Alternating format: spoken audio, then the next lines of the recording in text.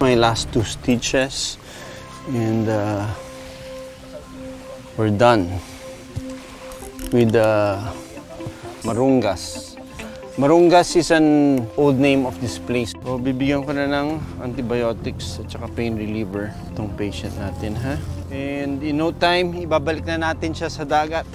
Ma-document natin yung pag-swimming niya para siyang brand new turtle. Tagumpay ang naging operasyon ni Marungas.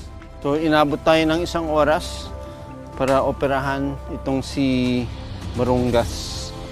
And grabe ito yung mga natanggal natin sa kanya. All this tumor, we were able to take out. It's time to release Marungas.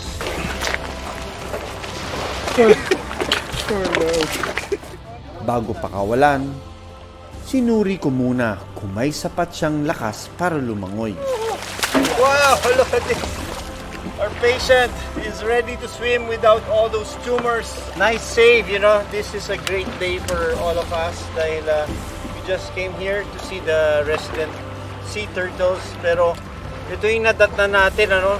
Nadatnan natin yung sea turtle na nangangailangan ng tulong. Nang ilagay sa tubig si Marungas, pumipiglas at mukhang nanumbalik na ang kanyang lakas.